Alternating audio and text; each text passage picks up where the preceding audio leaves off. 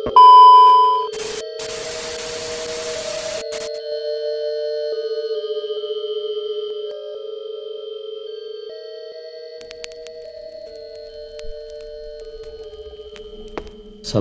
malam pendengar setia dimanapun berada. Kembali lagi bersama saya Bayu Adi di channel Tangise Bandoso. Pada kesempatan malam hari ini saya akan menceritakan sebuah cerita yang berjudul Peliharaan Nenek. Ini bersumber pada Twitter @payung h36609921.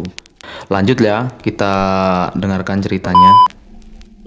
Kejadian ini sekitar tahun 2002, di mana teman ibuku masih kuliah di Fakultas Kesenian di Jakarta.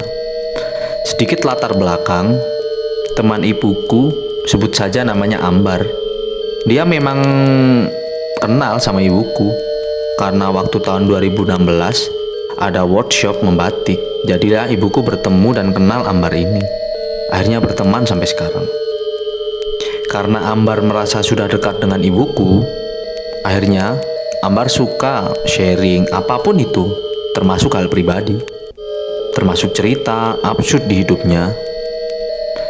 Cerita ini diceritakan oleh ibuku atas persetujuan Ambar, karena mau menyampaikan pelajaran hidup dan juga budaya yang harus lestari sampai kapanpun.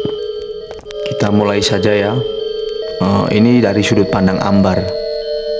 Waktu itu aku masih semester 4 kuliah. Biasanya di kampus mengadakan acara besar tahunan di semester ganjil, yang mana bakal ada penampilan dari masing-masing jurusan dan angkatan di kampusku.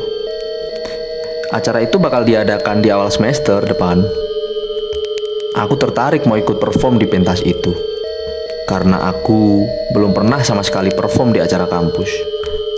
Pengumumannya memang disebarkan 1,5 bulan sebelum acara diselenggarakan. Jadi saat itu aku memang sudah mau UAS, jadinya akhir semester 4 sisa 1 minggu lagi. Awalnya aku ragu ingin ikut acara atau enggak ya, pikirku. Yang buat aku bimbang, aku bakal nari berkelompok atau bakal solo gitu. Kalau solo, tandanya aku harus izin dengan semua teman kelasku, karena memang cuma boleh satu kelas menyumbang satu perform. Di jurusanku memang cuma ada 4 kelas saat itu, tapi kalau digabung dengan jurusan lain bakal super ramai. Jadi bayangan aja kalau setiap kelas ada 3 yang nyumbang perform, mau selesai acaranya kapan? Pikirku. Akhirnya setelah musyawarah dengan teman satu kelas, kami sepakat untuk aku nari solo. Teman sekelasku juga percaya aku bisa tampil dengan maksimal. Lagian teman satu kelasku juga kurang kompak, jadi mereka nggak begitu memaksakan untuk ikut perform. Setelah semuanya sepakat, aku daftar ke panitia. Tinggal mikirin mau bawain tarian apa ini. Aku dikasih kesempatan 5 hari buat tentuin mau bawain tarian apa. Ini momen yang aku tunggu-tunggu sebetulnya. Walaupun ada hambatan, nantinya di atas panggung setidaknya aku bakal punya pengalaman dan udah berusaha. Intinya yakin gitu. Ini bakal jadi prestasi untuk diriku sendiri, walau tanpa piala. 2 hari sebelum aku mendaftarkan diri buat perform, aku masih bingung mau bawain tarian apa.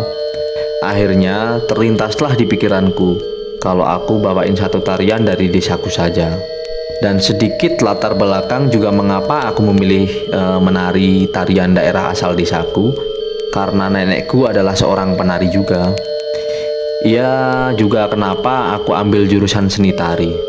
Jadi di keluargaku memang sudah menjadi turun-temurun yang bisa menari tari tradisional. Tapi nggak termasuk ibuku, karena ibuku kurang menyukai tari-tarian. Akhirnya dia nggak menekuni, tapi dia juga sering ikut menari sedikit-sedikit. Jadi darah seni tari ini aku dapatkan dari keluarga nenekku. Saat itu aku masih juga merasa senang bisa sekalian nanti pulang kampung, karena terakhir aku pulang kampung sekitar 6 tahun yang lalu. Oh iya, by the way, aku lahir, besar, dan tinggal di Bandung.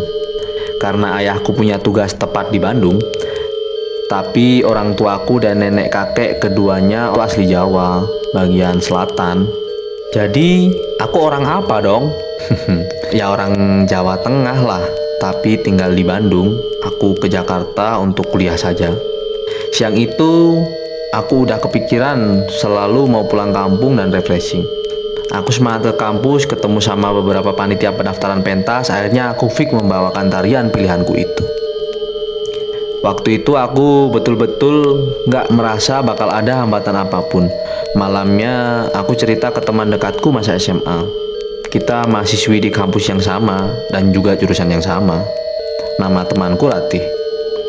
Ratih ini walaupun umurnya sama denganku, tapi dia adik tingkatku. Angkatannya di bawah 1 tahun dari aku. Di perbincangan itu aku juga berencana ngajak Ratih ke kampungku buat sekalian liburan semester dia. Lagian dia tahu juga gimana profesinya perform dan upacara-upacara sebelum pentas tari tersebut. Kita punya rencana bakal berangkat ke kampungku langsung setelah UAS, alias seminggu depan, supaya bisa lama latihannya dan matang persiapannya. Karena teleponan dengan Ratih, besoknya aku pulang ke rumah di Bandung 3 hari mau izin dengan ibuku. Aku kurang begitu dekat dengan ibu, jadi kalau ada apa-apa aku pasti cerita dadakan dan pas mepet-mepet gitulah. Bu, Ambar mau pentas tari, tapi semester depan ibu boleh nonton Bar, kata ibu. Ya boleh bu, ini niatnya mau ngajak ibu. Emang kamu bawain tarian apa Mbar? Nah itu bu, bawain tarian dari kampung. Nanti Ambar mau minta ajarin sama nenek, jadi nanti Ambar ke kampung ya bu. Loh, kenapa harus ke sana? Seketika raut muka ibu udah beda jadi garang. Aku bingung terus jelasin ke ibu. Ya kan biar sekalian nenek yang ngajarin lah. Omonganku dipotong. Bisa-bisanya Mbar kepikiran ke sana. Udah cari yang lain aja narinya. Antara mau jelasin lagi ke ibu, kesel dan takut sama ibu kalau udah marah. Akhirnya aku diam aja. Mikir gimana cara ngomongnya ganti tarian ke panitia. Gak enak banget, harus ke kampus lagi, takut disangka plin-plan gitu. Karena aku udah gak dapet dukungan sama ibu, aku ceritain ke bapak. Saat itu bapakku juga sedang di luar kota. Tapi aku via telepon bilang, Pak, nanti Ambar mau pentas bulan depan. Ambar nari daerah. Wah keren tuh Mbar. Nari apa emang? Tanya bapak. Tari yang nenek suka bawain pas muda. Jadi Ambar mau minta ajarin nanti sama nenek. Mendengar itu bapak juga langsung gak setuju. Tapi setidaknya gak ngomel kayak ibu. Enggak. Sebaiknya ganti aja tema kamu. Kan banyak tarian daerah Indonesia yang lebih bagus. Bapak kurang suka kalau kamu belajar tarian itu Mbar. Dalam hatiku, kok pada nggak dukung sih aku nari ini? Akhirnya aku jelasin ke bapak. Ya, lagian udah daftarin tema ini ke panitia pak. Mana bisa diganti? Udah disusun nanti konsep panggungnya. Ambar nggak mau dianggap plin-plan. Bapak cuma menghela napas doang tanpa ngasih jawaban. Ya udah Ambar, besok kan kamu mulai UAS, istirahat aja.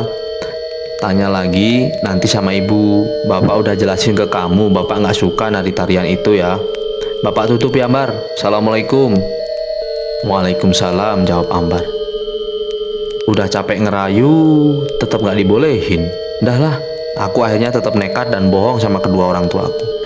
Jangan dicontoh ya kelakuan Ambar nih. Malam itu aku cari alasan gimana nanti bisa dibolehin pergi. Akhirnya aku yang super licik ini punya ide biar si Ratih yang izin ke bapak ibuku. Pura-pura kita mau ada acara makrab UKM gitu, semacam eskul kalau di SMA. Besoknya aku langsung cepat-cepat bilang ke Ratih dan sepakatlah kita buat izin ke orang tua aku mau makrab. Gitu juga aku izin ke orang tua Ratih. Bu, aku udah ganti tarian, jadi tarian yang lain. Tapi nanti Ambar mau makrab bu sama UKM pers, kira-kira seminggu bu. Boleh ikut ya bu? Ya sekalian mau liburan semester, izin aku dan Ratih kepada ibu. Ya udah Mbar, ibu minta nomor Ratih ya. Siapa tahu ada darurat-darurat apa, ibu bisa nelpon Ratih, minta ibu. Aku kasih nomor HP Ratih, lalu aku dan Ratih lihat-lihatan. Kenapa ya kok ibu nggak minta surat perizinan dari kampus, cuma minta nomor Ratih? Ya udahlah, justru bagus sih. Kesempatan. Selepas izin dari ibu, aku langsung packing semua barang. Aku berangkat ke rumah nenek dan bus di hari Rabu pada saat itu. Sampai sana Rabu sore, aku ketemuan dengan Ratih di terminal daerah Bandung. Di perjalanan, aku senang sekaligus merasa bersalah udah bohong sama ibu, tanpa izin sama bapak pula. Akhirnya singkat cerita, kita sampai di kampungku, rumah nenek tepatnya. Dari terminal kota di desa, naik becak sekitar 15 menit tanpa memberitahu nenek juga sebelumnya. Rumah itu berada di pedesaan, tapi nggak terpencil. Jaraknya antar rumah tetangga ada 20 meteran. Mobil nggak bisa masuk, cuma bisa becak aja karena ada di tepian sawah. Kebetulan di situ nenek lagi ngurus tanamannya di depan rumah. Melihat aku sama Rati datang, nenek sebenarnya agak bingung dan lupa. Wajar aja, aku terakhir ke sana kira-kira 14 tahun yang lalu. Nenek menyambutku dengan agak heran, kenapa aku masih hafal dengan jalannya. Oh iya, kenapa aku hafal rumah nenek? Sebetulnya nenekku semacam artis saat mudanya. Dia terkenal di kota itu karena dia penari handal dan sering mengisi acara-acara besar di daerah kampungku. Makanya aku sekali bilang dengan tukang becak di sekitaran situ sama nenekku, beliau langsung tahu rumahnya. Nenekku belum terlalu tua kelihatannya, padahal umurnya sudah 71 tahun saat itu. Masih bisa beraktivitas sendirian. Masuk ke halaman rumah, aku seketika bernostalgia dengan masa kecilku. Semakin masuk ke rumah, aku makin kegirangan mengenang masa kecilku. Betul-betul gak berubah bentuk rumahnya. Di situ kami disediakan tempat menginap untuk 1 minggu. Di kamar bekas ibuku. Posisi kamarnya ada tengah. Karena kamar nenek di belakang, kamarku tengah, dan yang depan kosong. Entahlah kenapa kami ditempatkan di kamar tengah. Nenek kelihatannya sumringah dan betul-betul semangat menyambut kami. Tapi aku bingung kenapa nenek gak nanyain ibu. Malam itu tampak biasa saja, disuguhi makan malam, dan di situ kami mulai cerita gimana kami di kampus dan tujuan kami ke sana. Nek, nanti aku mau pentas nari, nenek ajarin aku dong.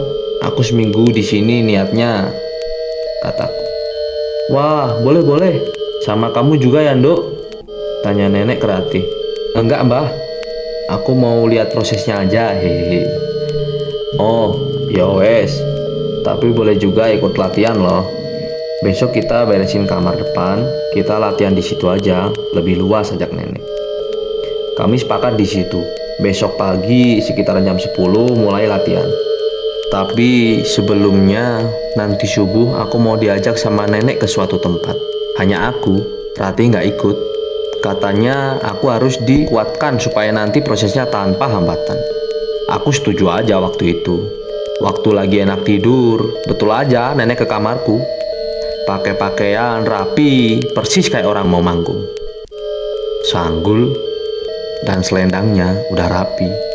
Ditambah parfum yang khas semerbak sampai ke kamar. Aku bersiap, tapi aku nggak boleh pakai baju dan dalaman. Aku tinggal aja dalaman di kamar. Cuma kain aja yang ku kenakan. Nenek ngajak aku ke tempat lapangan kecil gak jauh dari rumah, tapi lewat pintu belakang. Aku gak banyak nanya. Aku memang selalu patuh kalau ada upacara adat dari beberapa tarian di Indonesia. Sampai di lapangan kecil itu ada sumur dan kendi juga berisi bunga-bunga dan daun-daun. Semacam mungkin pandan dan sirih. Gak begitu jelas karena itu subuh dan masih gelap. Nenekku lepas sanggul dan mulai tergerai rambutnya yang panjang sambil dia berkidung atau bernyanyi. Aku dimandikan, berdiri, bulu kuduku dingin banget.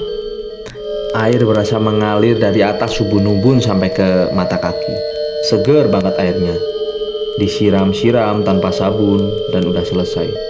Tahu-tahu nenekku nyuruh aku ganti kain yang kering. Barulah kita pulang. Sampai di rumah, aku juga sempat disisirin sama nenek, disiapin baju, padahal aku bisa nyiapin sendiri. Dan aku lupa sama pakaian dalam yang tadi tuh. "Udah gadis ya kamu? Udah punya pacar kamu, Mbar?" tanya nenek. "Belum, Nek, gak kepikiran," saat aku bercanda. "Ya baguslah, nanti aja pacarannya. Fokus ke kuliah kamu dulu. Dah sana tidur lagi, nenek mau beres-beres," kata nenek sambil antar aku ke kamar. Sekitaran jam 7:30 pagi, aku bangun dengan Ratih. Sarapan dan siap-siap latihan. Di situ kamar depan sudah rapi dengan beberapa cermin di sudut ruangan. Waktu aku masuk, nenek lagi muterin ruangan sambil pasang kemenyan dan sajen. Setelah itu ditaruh di depan kamar kemenyannya. "Udah siap ya? Yuk sini pemanasan dulu," kata nenek. Kita latihan seperti biasa, sampai nggak ngerasa udah jam 3 sore. Nggak berasa capek, tapi Ratih udah pucet banget kecapean. Mungkin nggak terbiasa dia. Hari berjalan lancar sampai suatu keanehan tepat di malam Jumat saat itu. Aku sama Ratih lagi ngobrol-ngobrol di kamar sambil ngemil kuaci. Tahu-tahu aku batuk darah. Ratih kaget. Kenapa aku? Dia cepat-cepat keluar ambil Ratih kaget. Kenapa aku? Dia cepat-cepat keluar ambilin aku minum. Ratih berasa lama banget ke dapur. Udah gatal banget tenggorokanku. Lama amat sih Ratih. Akhirnya aku beranjak dari tempat tidur. Baru berdiri, Ratih kelihatan pucat masuk kamar dan buru-buru. Dia pegang gelas sudah berisi air setengah. Lu kenapa?" tanya aku ke Ratih. "Nih," Ratih tetap mematung sambil ngasih aku gelas. Setelah aku minum, aku bersihin darah yang ada di spray, lalu siap-siap tidur. Aku belum memiliki macem-macem saat itu, tapi merasa aneh aja semenjak itu. Setelah aku mau siap tidur, Ratih dengan komiknya duduk di ujung kasur. "Lu kenapa sih? Aneh banget." "Nggak ada sih. Ya udah tidurlah. Besok latihan lagi tuh lu. BTW baca doa." "Iya," kata aku. Tumben Ratih nyuruh aku berdoa sebelum tidur, tapi aku cuekin aja. Di tengah tidur, malam itu sekitar jam 2 pagi aku kebangun. Tenggorokan berasa gatal lagi. Kenapa ya aku bisa-bisanya batuk darah tumben? Akhirnya aku mau minum, tapi gelas yang tadi udah habis airnya. Mau gak mau ke dapur nih. Waktu itu jalan ke dapur. Dapur itu ada paling belakang rumah.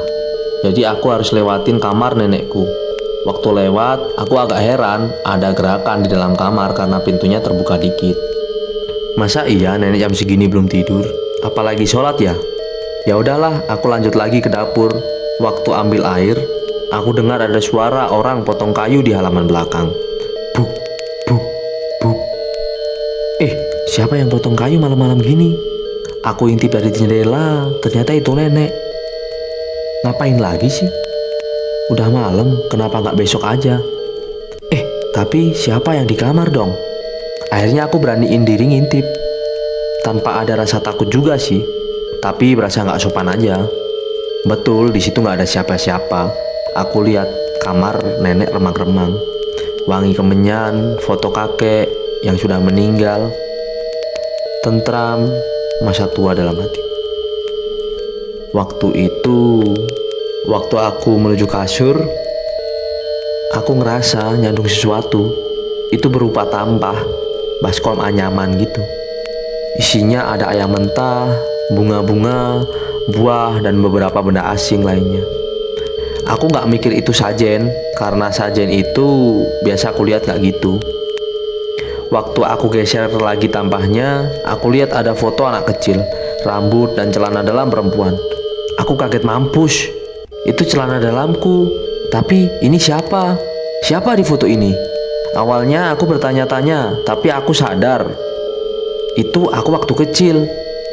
Kok ada bagian tubuhku di sini? Buat apa maksudnya? Dengar dari beberapa cerita, ini kayak model santet atau pelet. Karena panik, aku gak sempat ambil tuh celana dalam. langsung cabut ke kamar. Untung aku nggak kepergok nenek. Besoknya hari kedua di rumah nenek. Kami latihan lagi. Kali ini Rati nggak enak badan, jadi dia cuma nonton aja. Hari itu juga latihannya aku selingi istirahat. Nggak kayak kemarin. Nenek lu nggak pernah sholat ya, kata Rati. Ya juga ya. Tapi biarin. Emang keluarga gua bukan taat agama kok, kata aku. Iya sih. Rati, masa iya semalam gua ke kamar nenek, gua lihat ada foto gua di kolong kasurnya. Segala ada CD gua lagi, sama ada rambut, tapi nggak tahu rambut siapa. Panjang dan keriting gitu. Kayak rambut gua sih, tapi masa iya? Cerita aku ke Rati mengedap-edap takut ada nenek. Hah, seriusan lu? Kaget si Rati. Iya beneran. Apa itu ya? Ya lu keluarganya masa nggak paham? Saut Rati seolah tahu sesuatu. Enggak, tapi semalam kenapa sih? Lu nggak mau cerita? Tanya aku ke Rati lagi. Tahu-tahu malam gua lihat nenek lu aneh, Bar.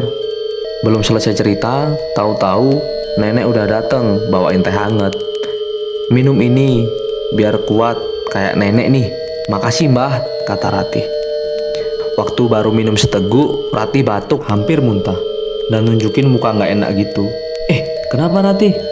Sambil aku usap punggungnya. Hehehe, nggak apa-apa kok keselak, kata Rati kayak kelihatan bohong. Terusin Duk minumnya, abisin, kata nenek sambil ngelus tangan Rati terus cabut ke dalam rumah. Ngeliatin nenek udah masuk, Rati bilang sama aku, Bar, sorry ya, tapi ini teh getir amat. Mana ada bedes-bedesnya. Teh apa jamu sih? Gak biasa kali lu sama teh orang sini. Punya gua manis kok. Ratih kayak kesel, terus gak ngelanjutin minum tehnya. Aku juga heran sama dia. Kenapa pahit? Padahal teh ini enak, wangi banget dan manis madunya, enak. Latihan cuma berlanjut 2 jam. Habis itu kita selesai sore-sore sambil nemenin nenek pergi ke pasar. Entah kenapa nenekku pergi ke pasar sore-sore. Kan umumnya pagi. Waktu aku ke pasar, Ratih kami tinggalkan di rumah sendirian. Karena demamnya belum pulih. Aku dan nenek ke pasar, ternyata bukan beli bahan makanan, tapi beli beberapa kain dan aksesoris sanggul. Nenek memang suka dandan. Aku suka diajak juga waktu kecil buat beli beberapa riasan wajah. Selesai ke pasar, aku agak heran sih dengan tatapan warga di desa itu yang rata-rata sinis. Tapi waktu itu aku lihat ekspresi nenek, dia chill, semacam gak peduli gitu. Aku lihat dari jauh, Ratih di depan rumah sambil selimutan megang golok. Serem dah. Turun dari becak, aku jalan duluan daripada nenek yang nyamperin Ratih. Abis nembang bambu lu. Hahaha, ledek aku. Gua mau balik sekarang. Sambil agak berisik berjalan, dekatin aku tapi ngebentak. Aku bingung, kenapa sih ini Ratih? Aku mohon sama dia buat nginep 1 hari lagi, tapi dia diem aja. Di sini puncaknya. Malam ini Ratih tidur duluan tanpa ngomong sama sekali ke aku. Terakhir dia ngomong minta pulang. Aku salah apa ya? Malam itu sekitar jam 2 pagi, persis di jam yang sama kemarin aku bangun, aku ngerasa tenggorokan gatal sekali. Akhirnya aku ambil minum, tapi setelah minum aku ngerasa mual dan akhirnya muntah di dapur. Kaget yang keluar dari mulutku ternyata gumpalan hitam dan ada darah juga. Aku jijik dan takut. Akhirnya aku panggil nenek, tapi yang keluar malah Ratih. Loh, apa itu Bar? Kaget Ratih. Nggak tahu. Aku nggak tahu, aku takut. Aku jelasin ke Ratih sambil Ratih bopong aku ke kamar. Nenekmu mana? Tanya Ratih. Aku cuma geleng-geleng kepala dan Ratih keluar kamar nyari nenekku. Aku bingung. Nenek kamarnya ada di dekat dapur. Tapi kenapa nggak keluar aku teriak sekencang itu? Waktu nunggu Ratih ke kamar, aku ngerasa ada yang manggil namaku dari luar. Suaranya aku kenal, tapi nggak tahu siapa. Betul aja, aku keluar kamar. Di kamar depan tempat latihan nari terbuka pintunya. Aku lihat di situ ada perempuan mirip ibuku. Di situ juga ada aku lihat ibuku terduduk depan cermin sudut kamar. Lah, ibu kok di sini? Tanya aku, tapi ibu nggak jawab. Di situ ibu nengok ke arah aku, terus pergi, berlalu saja. Aku ikutin ibu keluar. Waktu keluar, lorong menuju dapur gelap sekali, nggak kelihatan apapun kanan kirinya. Aku takut sekali waktu itu. Ini si Ratih kemana ya? Akhirnya duduklah aku di sofa depan. Dari luar rumah, aku dengar ada suara senandung sinden laki-laki diiringi musik. Dalam hati, siapa yang hajatan pagi-pagi buta gini? Tapi diselingin juga suara perempuan nangis. Aku makin penasaran. Akhirnya aku keluar rumah. Sunyi, dingin, senyap, angin gak ada. Aku pecahkan suara itu dengan teriak, "Ratih! Ratih!" Tetap gak ada sautan. Akhirnya aku masuk lagi buru-buru. Duh, kenapa sih ini? Aku bingung. Aku takut sendirian. Ratih sama nenek kemana sih? Gak lama, suara sinden itu dan suara tangis perempuan itu kedengaran lagi dari dalam rumah. Ini apa sih sebenarnya? Waktu masuk ke kamar, aku juga dibuat kaget ngelihat ada perempuan menari menghadap lemari. Gerakannya gemulai dan handal banget kelihatannya. Aku pikir itu Ratih. Tapi waktu orang itu hadap perlahan menyamping, aku lihat itu wajahku. Sontak kaget. Aku mundur dan jatuh. Ini apa? Ini kenapa? Lagi-lagi aku tampar diri sendiri, berharap ini mimpi. Lagi diam, mematung, tiba-tiba anak perawan masih wangi, kulitnya halus, rambutnya sama kayak ibu. Namanya Amar sayang. Mendengar itu, aku kaget dan bangun lagi menuju sumber suara. Ya, kamar nenekku. Waktu aku masuk kamar nenek, aku lihat ada diriku sendiri yang tadi lagi menari. Tahu-tahu ada di depan cermin rias di kamar nenek. Tanpa ada nenek di sekitaran situ. Ternyata betul, karena nenek ada di dapur, lagi berbincang-bincang sama sesuatu yang aku sendiri nggak tahu apa itu. Entah manusia, entah bukan. Siluet perempuan pakai mahkota, tapi dia posisinya tiduran di meja makan, telungkup posisinya sambil tangannya mengadah ke daku. Setengah badan ke bawah, aku nggak jelas. Intinya kelihatan nggak punya kaki. Aku semakin bingung dan lemas, akhirnya aku pingsan. Di saat yang bersamaan, aku bangun di pangkuan Ratih yang lagi nangis. "Ambar, bangun Bar, gua takut." Di sebelah Ratih ada nenek. Rautnya tenang, tersenyum, seolah nggak ada apa-apa yang terjadi. "Bangun Dok, mandi yuk. Lagi lemes begini bisa-bisanya disuruh mandi." Akhirnya aku bangun. Tapi aku tanya dulu ke nenek, "Sebenarnya Ambar kenapa, Nek?" Tapi nenek bilang, "Aku cuma pingsan aja, kecapean. Pingsan di kamar dan bangun waktu maghrib." Iya, aku pingsan subuh dan bangun maghrib. Lama banget. Waktu duduk mau makan malam, aku lihat Ratih udah natap aku gak enak selama di meja makan. Seolah nyuruh aku bilang ke nenek kalau aku harus pamit. "Nek, aku pulang malam ini ya," kataku. "Buru-buru banget Bar. Kan baru 4 hari, bilangnya seminggu," kata nenek. "Ratih sakit, gak enak badan. Aku juga udah cukup berlatihnya." "Loh, gak bisa gitu Bar," ucap nenek. Ngegas, tapi masih kelihatan mukanya ramah. "Loh, emang kenapa? Apa yang ditunggu lagi, Nek? Kan udah cukup 4 hari. Ini gak diduga-duga. Aku sakit, Ratih pun sakit." Nenek diam aja, seolah-olah ada yang disembunyikan. "Ya udah, pulanglah Bar. Lain kali pasti kamu kesini," ucap nenek seolah yakin aku bakal balik. Akhirnya sekitaran jam setengah 9 aku ke terminal pakai becak yang mangkal di ujung pos desa. Sebelum pulang, aku baru sempat cek HP untuk kabarin orang tuaku kalau aku balik cepat. Di situ aku dapat SMS 2 kali. Yang pertama dari ibu, yang kedua ada SMS dari nomor yang nggak dikenal. Dalam SMS-nya cuma ada nomor 6 digit, yang mana aku sadar setelah itu di bus. Itu nomorku sendiri. Yang aku telaah lagi, isi SMS itu adalah tanggal di mana seharusnya kami balik, yaitu lusa. Aku tanya sama Ratih, tapi Ratih juga bingung kenapa bisa aku SMS nomor sendiri, sedangkan di pesan keluarnya aku nggak ada SMS ke siapapun. Setelah perjalanan pulang, di rumah, aku nggak kunjung membaik. Aku masih sakit yang susah dijelasin. Gatal tenggorokan dan sendi, semua sakit. Tapi nggak demam. Kalau Ratih, dia kabarnya membaik setelah 2 minggu. Karena aku capek begini terus, akhirnya aku ajak Ratih ketemuan. Di situ Ratih kaget melihat aku. Loh, pucet banget, kurusan juga. Lu yakin udah nggak sakit? Tanya Ratih. Masih sebenarnya, dikit, nggak kayak kemarin. By the way, gue punya tujuan kesini. Gue pengen nanya sebenarnya, lu kenapa sih pas di kampung gue? Di situ raut muka Ratih udah kaku. Jawabnya lama. Tapi katanya, nenek lu nggak betul, Bar. Hari pertama kesana, gue udah lihat ada sesuatu di atap rumah nenek lu. Tapi gue nggak tahu itu apa. Gua rasa itu sih orang. Tapi ngapain kan?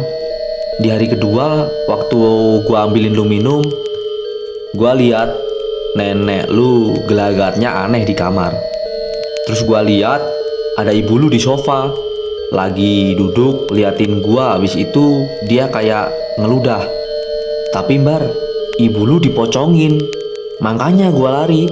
Airnya tumpah. Yang bikin gua kesel, waktu lu ke pasar, gua tidur, ada yang selalu manggil-manggil nama lu dari luar rumah. Tapi arahnya dari belakang rumah. Waktu gua cek nggak ada. Akhirnya gua makan lah. Tuh, karena gua lapar. Pas lagi enak makan, lagi di kamar nenek lu, kedengaran suara bersin laki-laki. Gua panik. Akhirnya gua lari ambil golok di dapur. Gua nggak mikir itu setan, tapi gue takut itu perampok. Jadi gue lari aja dari pintu belakang dan nungguin lu di depan sambil bawa golok. Di situ aku bengong aja dengar penjelasan Ratih. Itu aja, yakin. Waktu lu pingsan, gue keluar manggil nenek sambil nangis kejer saking takutnya. Nenek lu ada di halaman belakang, tapi lagi mandi, Bar. Jam 1:30 mandi. Lu bayangin deh. Tapi bodo amat, gue paksain aja pulang. Akhirnya dia pulang. Waktu sampai kamar, gue lihat lu lagi nari depan cermin. Gue tahu itu bukan lu. Akhirnya gue sentuh-sentuh lu dan lu pingsan gitu aja. Gue disuruh angkat lu ke ruang tamu. Sampai akhirnya gue ketiduran karena kecapean. Nangis juga di sebelah lu sampai siang.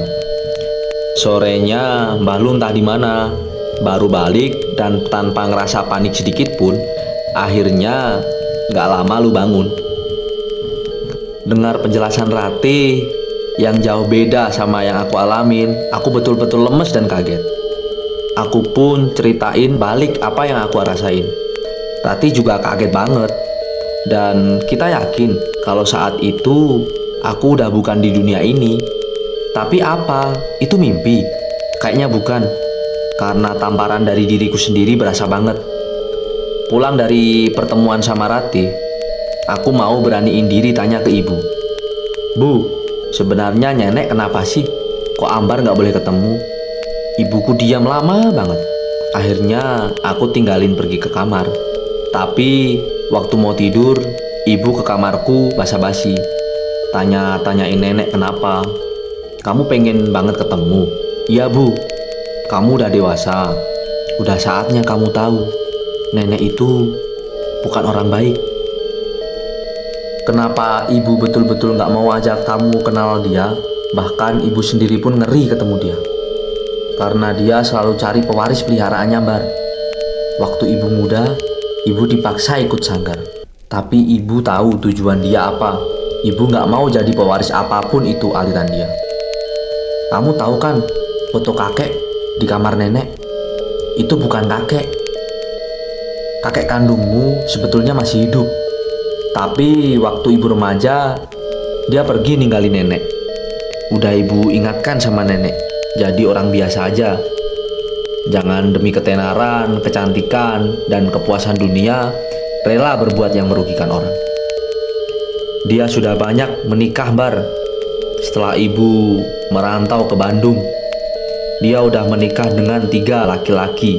Laki-laki terakhir dia nikahi itulah kakekmu yang kamu pernah jumpa waktu kamu kecil. Baik kan orangnya, emang baik. Gak pantas sama nenekmu yang macam pelacur itu. Tapi dari pernikahan semua itu, nenekmu gak dikasih keturunan. Cuma sama suami pertamanya aja, yaitu ibu.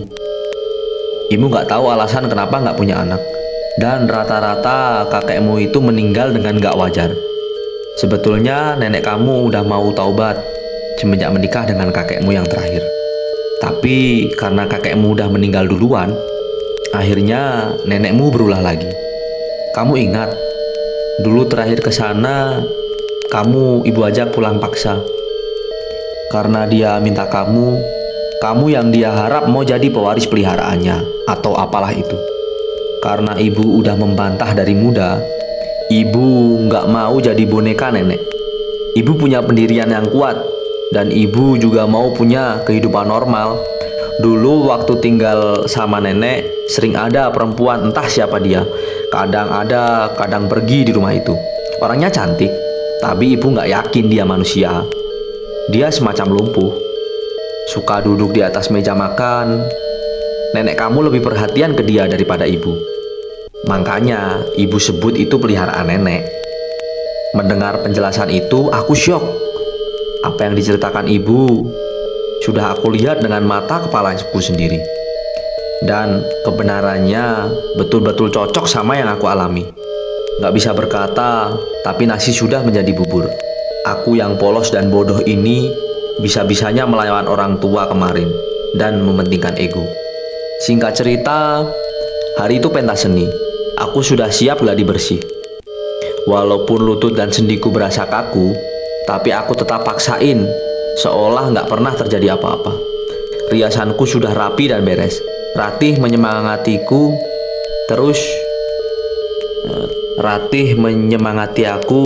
terus yang rapuh ini dari belakang punggung. Keren banget nih pasti lu, Bar. Pasti nggak sia-sia perjuangan kita nanti. Semangat yuk. Mendengar itu, aku ngerasa lebih lega. Setting panggung dan sambutan sudah mulai terdengar. Suara musik tarianku dimulai. Aku mulai masuk ke dalam pelataran. Mulai menari dengan santai, menutup mata agar aku menghayati musik dan gerakannya. Seketika itu aku hanyut. Waktu aku buka mataku, aku menari di hadapan orang-orang berseragam. Tanpa mata, tanpa ekspresi. Cuma ada satu orang menyeringai di sudut para penonton itu. Ya, itu nenekku. Kapan dia datang? Aku sudah hilang fokus. Setiap gong dipukul, mataku dipejam. Keadaan berubah lagi, jadi aula kampus. Yang aku lihat di sana, orang tua mahasiswi dan mahasiswa lain. Setelah gong dipukul lagi, keadaan berubah lagi. Tapi di sini tanpa penonton. Cuma ada seorang yang gak aku kenal. Bentuknya perempuan itu membelakangiku. Aku berusaha fokus lagi. Di saat yang sama, aku tunggu suara gong, berharap keadaan kembali normal. Tapi gak kunjung datang tabuhan gongnya. Sampai akhirnya aku pejamkan mata. Ada suara lirih perempuan. Mampus kowe Jum. Jumirah nama nenekku. Dan aku sadar udah di atas panggung normal. Dengan tatapan orang-orang yang bingung, mungkin aku udah salah gerakan dan aneh. Akhirnya aku berusaha fokus. Dan pecah sesaat merasa ada ribuan es batu menimpa punggung dan kepalaku.